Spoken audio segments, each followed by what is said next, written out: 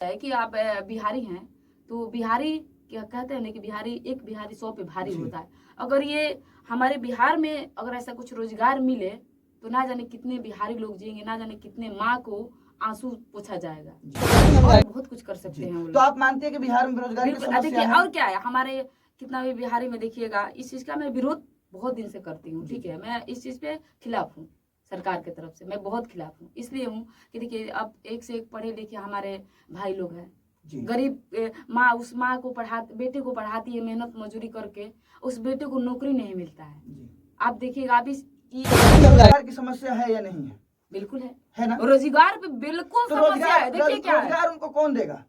रोजगार सरकार देगी। तो सरकार क्यों नहीं दे रही है? सरकार को देनी चाहिए, मैं इस बात को बिल्कुल कह रही हूँ। मेरा भी आवाज इनके पास जा रहा है तो मैं बोल रही हूँ सरकार। मनीष कश्यप ने भी यही आवाज। बिहारी तो उसी पैसा भेजेगा तो घर का खर्चा चलता है। ठीक है, तो घर पे आ गया, इसका जिम्मेवार कौन है, उसका कौन चलाएगा? जी, वो तो कौन जिम्मेदार है? सरकार कैसे? सब बात पे सरकारी जिम्मेवार थोड़ी होती है। सरकार अगर रोजगार देती तो बिहारी दूसरे राज्य में रोजगार के लिए क्यों जाते? कितना बिहार के लिए कितना राज्य में फैक्ट्री बनवा सकते हैं आप? अच्छा, हम कैसे बनवा सकते हैं? क्या हम मुखिया हैं बिहार के? बिहार के मुखिया नीतीश कुमार हैं। नहीं बोल रहे हैं, मैं तेजस्वी यादव की और उनको बोल रहे हैं। अच्छा ये बताइए, बिहार में कितनी फैक्ट्रियां हैं? और बिहार में तो मैं खुद ही नहीं काम करने गई तो मैं कैसे बताऊंगी? बिहार में मैं बता दूं आप सभी को, कोई भी इंडस्ट्रियल एरिया नहीं है, और जहां पर कंपनियां आए, बड़े बड़े निवेश आकर यहाँ पर करे, तो बिहारी जो बाहर जाते हैं वो बिहारी यहीं पर काम करेंगे और इनका रोजगार यहीं मिलेगा। एक मिनट बात सुनिए, आप बिहारी के कह रहे हैं, कितना बिहारी को आप रखिएगा बिहार में काम करने के लिए? अच्छा देखिए, अब क्या होता है कि हमारे बिहारी लोग गए दूसरे राज्य में और जाके वहीं पे परिवार बसा लिए। अच्छा ये बताइए, बिहार में रोजगार की समस्या है या नहीं है? बिल्कुल है ना? रोजगार पे बिल्कुल समस्या है। देखिए क्या है, रोजगार उनको कौन देगा? रोजगार सरकार देगी। तो सरकार क्यों नहीं दे रही? सरकार को देनी चाहिए, मैं इस बात को बिल्कुल कह रही हूँ।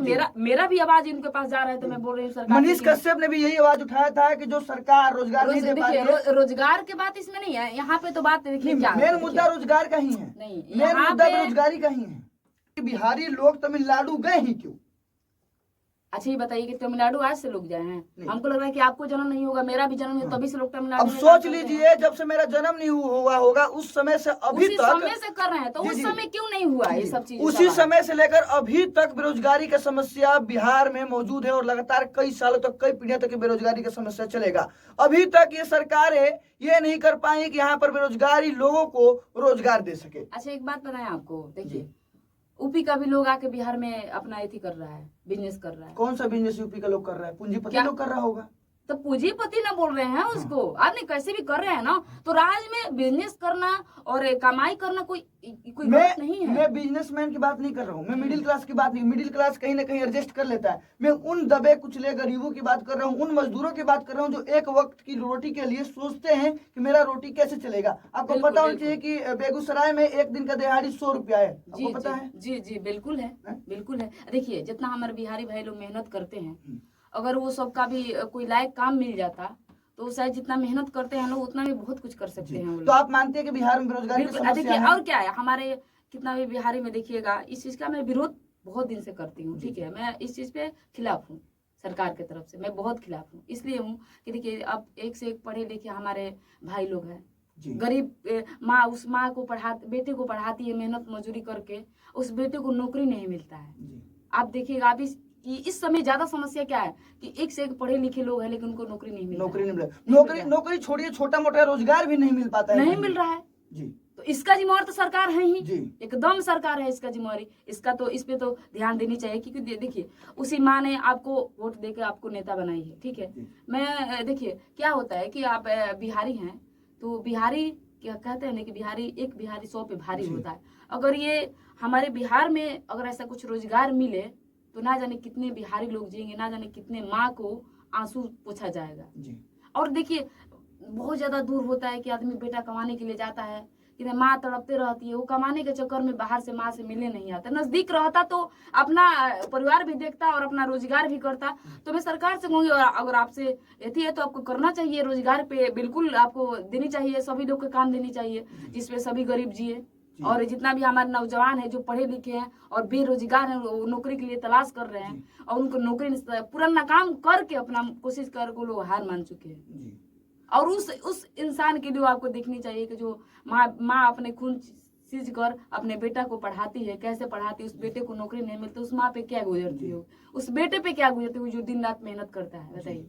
तो ये थी हमारे साथ यादव शेरनी प्रिया पहलिया, जिन्होंने साफ तौर पर रोजगार को लेकर, बेरोजगारी को लेकर सरकार से रिक्वेस्ट किया है कि जल्द से जल्द। मैं सरकार से रिक्वेस्ट कर रही हूँ, मैं एक चीज कभी और कर रही हूँ जी कि जो हमारे ये अभी देखिएगा, अभी मेरा ही गांव में जाइएगा आप, शराब बंद ही नहीं हो रहा है, इसका भी मैं विरोध करती हूँ।